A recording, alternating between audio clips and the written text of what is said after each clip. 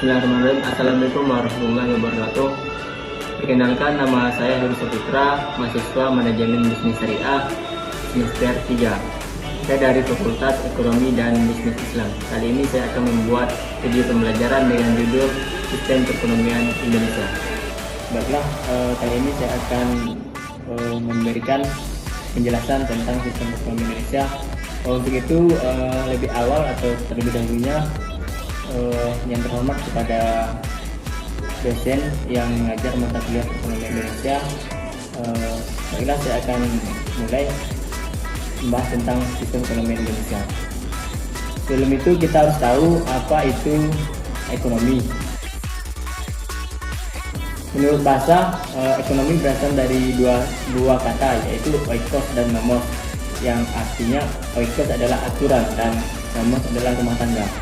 Sedangkan menurut para ahli, yang pertama yaitu Ensiklopedia Indonesia, dia menjelaskan bahwa ilmu pengetahuan yang mempelajari usaha-usaha manusia untuk mencapai kemakmuran, serta gejala-gejala dan hubungan yang timbul dari usaha tersebut.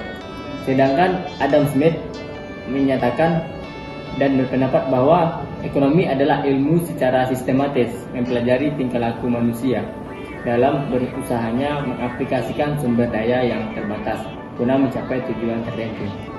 Jadi kesimpulannya, ekonomi ini adalah ilmu tentang perilaku serta tindakan manusia dalam memenuhi kebutuhannya. Jadi apa-apa sajakah yang masuk kepada ekonomi tersebut? Ada berapa bentuk-bentuknya? Jadi yang pertama itu ada namanya ekonomi syariah, dan yang kedua ada ekonomi konvensional. Baik, kita bahas yang pertama yaitu ekonomi syariah. Ekonomi syariah adalah konsep ekonomi yang dijalankan berdasarkan nilai-nilai syariah dan berprinsip pada ajaran Islam, yang mana bersumber pada Al-Quran dan Sunnah, mengutamakan ridho Allah. Yang kedua yaitu ada namanya ekonomi konvensional. Di sini bedanya, pada ekonomi konvensional dibebankan bunga kepada nasabah. Selanjutnya, apa itu tujuan dari ekonomi? Tujuan utama dari ekonomi yaitu adalah untuk memenuhi kebutuhan hidup manusia. Sedangkan bagi sebuah negara yaitu peningkatan pendapatan per kapita negara. Yang kedua, meningkatkan taraf hidup penduduk. Yang ketiga, memperluas lapangan kerja dan mengurangi pengangguran.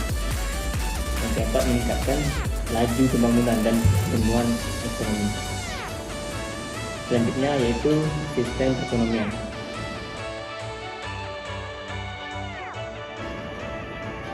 Sistem perekonomian adalah sistem yang digunakan oleh suatu negara untuk mengatur dan mengalokasikan sumber daya, jasa, dan barang yang dimilikinya, baik kepada individu maupun sebuah organisasi.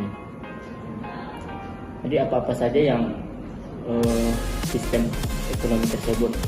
Sebelum itu kita bahas terlebih dahulu apa itu sistem. Sistem berasal dari bahasa Yunani, yaitu sistema. yaitu keseluruhan yang terdiri dari berbagai macam bagian. Sistem, seperangkat komponen yang bekerja secara bersama-sama untuk mencapai sebuah tujuan. Jadi sistem ekonomi adalah sistem yang digunakan dalam mengalokasikan sumber daya yang dimiliki baik individu maupun organisasi di negara. Jadi ada berapa sistem ekonomi yang ada di Indonesia? Pertama yaitu ada sistem ekonomi liberal atau bebas.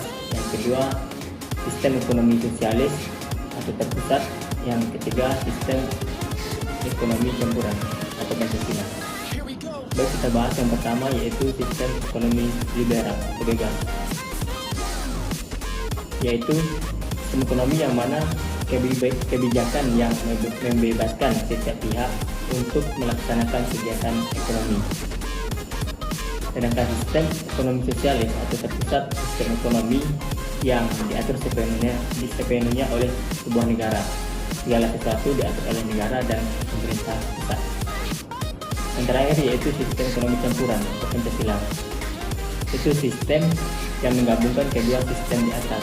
Namun sistem ini memiliki beberapa karakteristik kebijakan ekonomi di bidang strategis, dan ini bertujuan agar pemerintah dapat melindungi rakyat dan mekanisme pasarnya. Jadi apakah sistem perekonomian di Indonesia itu sangat penting?